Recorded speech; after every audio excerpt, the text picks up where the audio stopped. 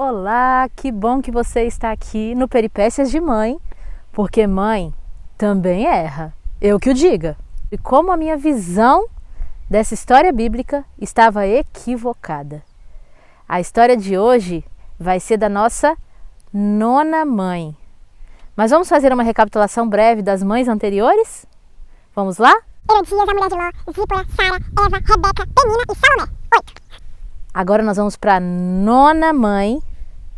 A nona mãe da nossa série As Mães que Erraram na Bíblia é Raquel. Raquel, esposa de Jacó, mãe de José e de Benjamim, que na verdade, não por vontade dela, ela deu outro nome para ele. A história de Raquel está narrada em Gênesis 29, Gênesis 30 e daí por diante várias outras vezes vai ser mencionada a história dela. E é fato notar que Raquel, ela era uma filha, uma irmã, uma esposa, uma mãe que cometeu seus erros, que nós possamos aprender com eles e não repeti-los.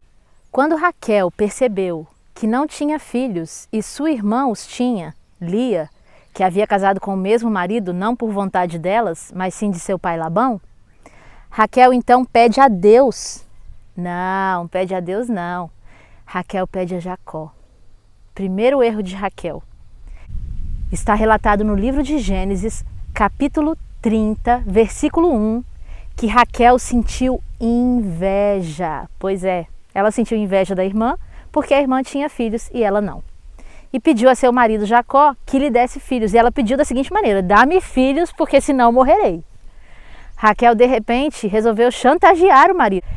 Pense comigo, além da inveja que é descrita no texto bíblico, nós percebemos aí também um tremendo egoísmo.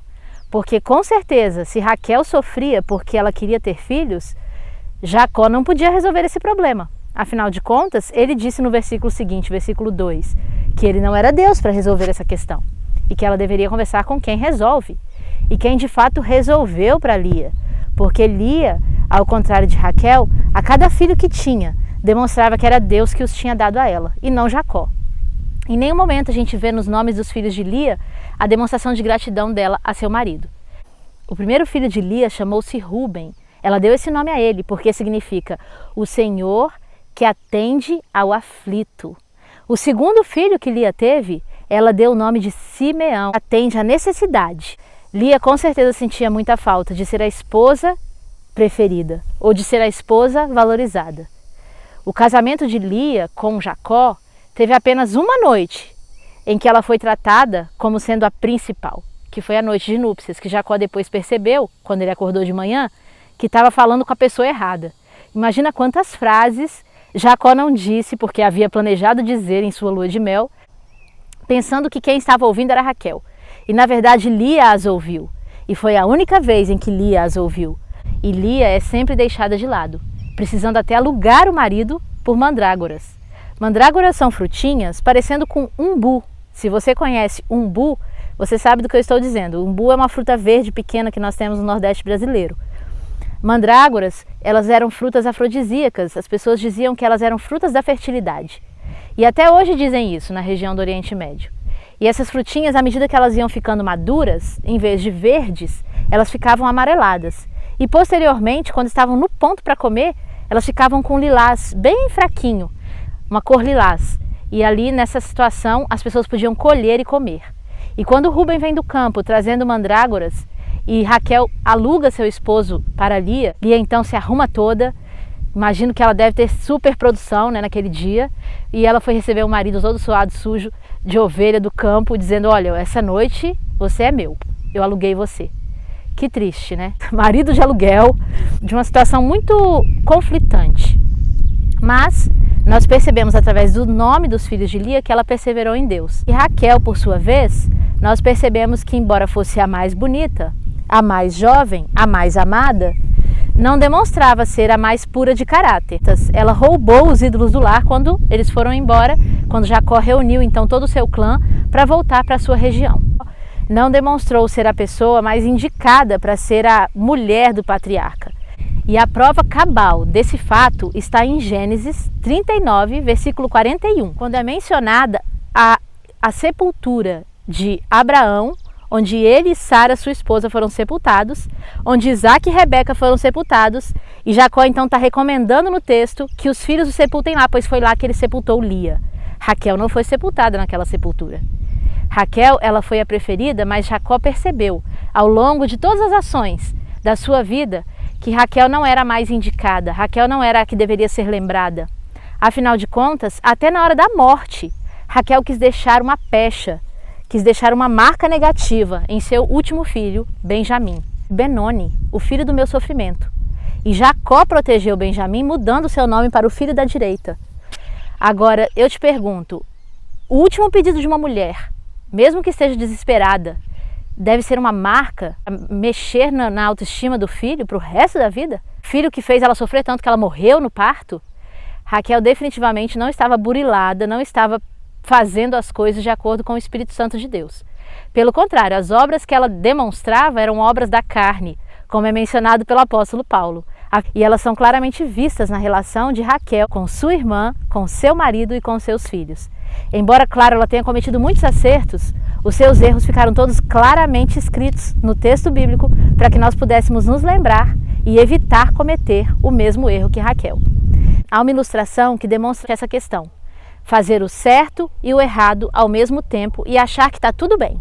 É de um homem muito honesto, que ia sair na televisão, de tão honesto que era. Olha só o que aconteceu.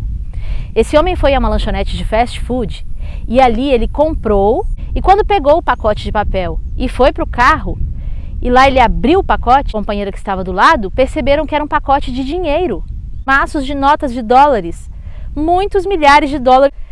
E aquele homem então levanta-se na hora, com toda a honestidade do mundo, volta lá e entrega o pacote de papel para a recepcionista e diz assim: olha, vocês erraram o meu pedido. Eu pedi uma coisa e veio outra. Quando a recepcionista abriu, que olhou o pacote, falou assim: ah, e você devolveu?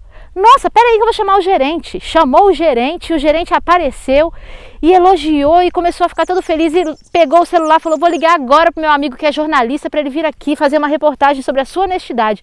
E o homem disse: não, por favor, não faça isso. E o gerente, achando que ele estava sendo ali um pouco modesto demais, falou: vou fazer sim, imagina que eu vou deixar passar? Um homem honesto como você tem que ser filmado, tem que ser entrevistado, tem que aparecer na televisão, todo mundo tem que se inspirar na sua história, a honestidade tem que ser propagandeada. E não só os roubos, que a televisão só mostra roubo, tem que mostrar honestidade também. E começou com aquele discurso do politicamente correto, e ele disse: não, por favor,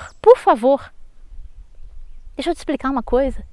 A mulher que está comigo no carro não é a minha esposa, é a minha amante. E você vai me expor. E o gerente então murchou, porque o homem, tão grande em honestidade, era tão pequeno em moralidade. Muitas vezes acontece conosco. Aconteceu isso com Raquel.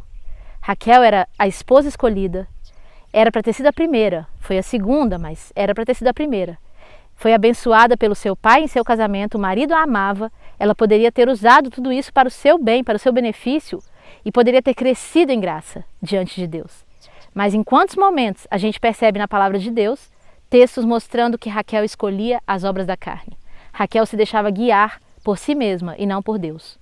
Que hoje você e eu possamos ter de Deus, o nosso Senhor, crescimento, amadurecimento, porque é isso que a vida cristã significa. Que nós possamos enxergar os pontos que o Espírito Santo precisa mudar na nossa personalidade, nas nossas ações, na nossa atitude e também nos nossos sentimentos. Que a inveja, a cobiça e várias outras questões como ciúme, que são coisas completamente carnais, não dominem sobre nossos relacionamentos. Tem gente que diz: ah, mas tudo bem, um ciúminho. Isso não é de Deus, está na palavra de Deus que não é dele. Isso é fruto da carne, não do Espírito. Então nós devemos tirá-lo da nossa vida. É claro que nós não vamos fazer isso de uma hora para outra. Nós precisamos do Espírito de Deus e de tempo, que é o maior aliado do Espírito de Deus. Que nós possamos ter os dois, como pessoa, como mãe, como esposa, como irmã, como filha, como tia, como sobrinha.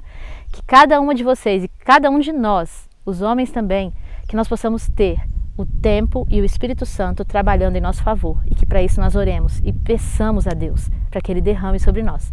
E Ele promete que derramará. É o meu desejo para todos nós. Um beijo e um abraço.